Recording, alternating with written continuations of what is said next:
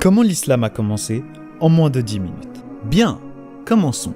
Tout d'abord, remontons le temps jusqu'à un endroit très très lointain dans une époque très très lointaine. La Mecque, en Arabie, en l'an 570. La Mecque est importante pour deux raisons. Premièrement, la Kaaba, un édifice consacré à l'adoration d'Allah subhanahu wa ta'ala. Deuxièmement, la naissance du prophète sallallahu alayhi wa sallam. Mais il y a un problème. Nous en reparlerons plus tard dans la vidéo, mais pour l'instant, voici son prénom en arabe. À l'époque, la Mecque était un endroit sans foi ni loi, où le seul moyen d'être en sécurité était d'avoir un clan, plein de riches frères qui s'occuperaient de quiconque se dresserait sur votre chemin. Ce lieu était donc dirigé par des familles faisant pratiquement tout ce qu'elles voulaient. Et la religion n'aidait pas. À cette époque, la Kaaba était entourée de 360 idoles qui ne pouvaient rien pour personne. C'était difficile d'y grandir, si comme le prophète sallallahu alayhi wa sallam, vous n'étiez qu'un pauvre orphelin ne croyant qu'en un seul et unique Dieu. Un seul et unique Dieu appelé Allah, le Seigneur de l'univers. Le père du prophète sallallahu alayhi wa sallam était mort avant sa naissance, et sa mère mourut quand il n'avait que 6 ans. Il fut donc adopté par son grand-père, Abdul Muttalib, puis par son oncle Abu Talib, qui inspirait le respect auprès des grandes familles de la Mecque. Le prophète sallallahu alayhi wa sallam était donc en sécurité, ou du moins, pour l'instant. Il travailla d'abord en tant que berger, avant de devenir plus tard un commerçant aguerri en achat et revente de biens. Quand il travailla pour une riche veuve du nom de Khadija, elle fut si impressionnée par son honnêteté et ses compétences qu'elle le demanda en mariage. Un mariage lui apportant soutien et sécurité. Chaque année, durant le mois du Ramadan, il se déroulait une grande fête autour de la Kaaba, durant laquelle les gens faisaient des sacrifices pour leurs idoles. Le prophète sallallahu alayhi wa sallam la détestait, alors il allait se réfugier dans une grotte en haut des montagnes, en dehors des villes, pour y méditer.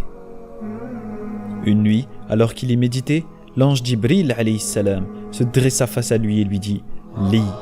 Mais le prophète sallallahu alayhi wa sallam ne savait pas lire. « Lis » répéta l'ange, mais il ne le pouvait pas. « Lis » répéta l'ange une troisième fois en le serrant si fort que le prophète sallallahu alayhi wa sallam finit par connaître les versets par cœur. Alors il récita le message. « Lis au nom de ton Seigneur qui a créé l'homme d'une adhérence.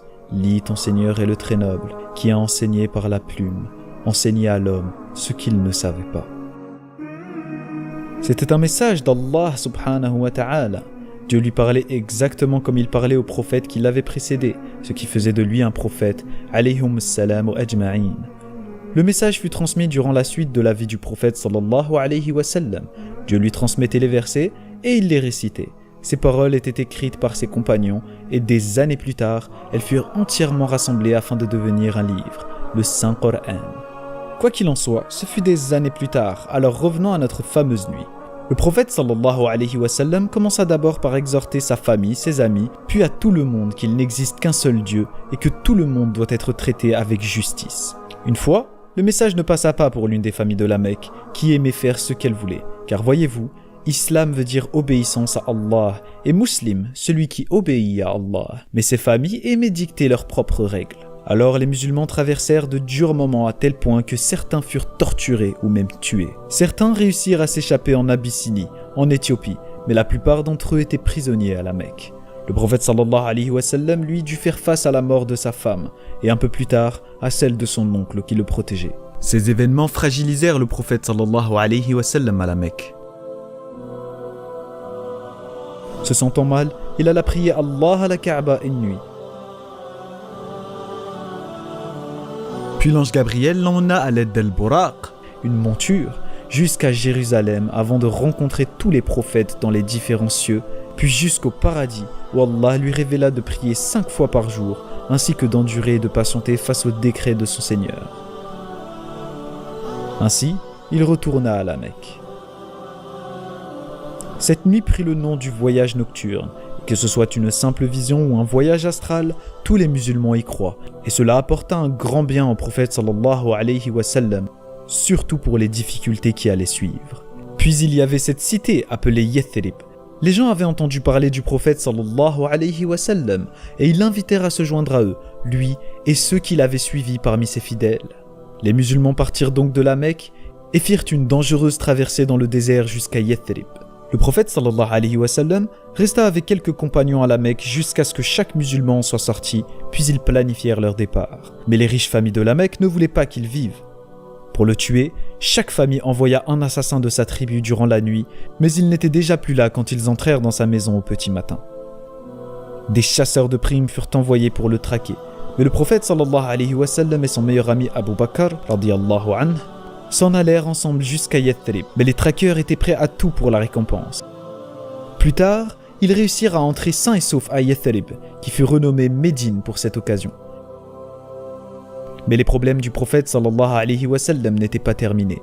3 grandes guerres éclatèrent entre les musulmans de Médine et les idolâtres de la Mecque.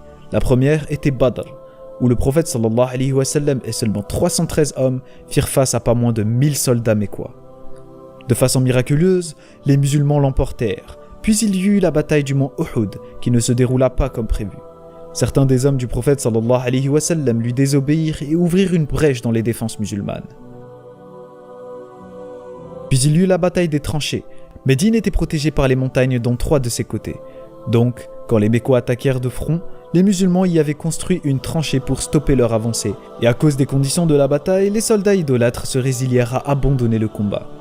Ce fut donc une nouvelle victoire pour les croyants. Cette victoire, embarrassante pour les idolâtres, apportèrent le respect des tribus pour l'islam et les musulmans.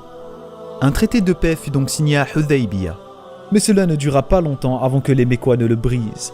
Pour le prophète sallallahu alayhi wa sallam, ils dépassèrent les limites. Alors il leva une armée de 10 000 hommes pour reprendre la Mecque une bonne fois pour toutes. Les grandes familles se rendirent compte de l'énorme erreur qu'ils venaient de commettre, et tout ce qu'ils pouvaient faire, c'était se rendre et espérer que les musulmans les achèvent rapidement. Mais le prophète sallallahu alayhi wa sallam décida de les épargner. Peut-être embrasseront-ils l'islam ? Il se rendit à la Mecque et fit 7 fois le tour de la Kaaba avant de détruire toutes les idoles qui l'entouraient, la nettoyant ainsi des traces de l'ignorance et du mal.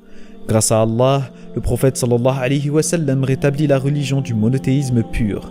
Pas d'image, pas de statue, pas d'amulette, mais une seule et unique divinité.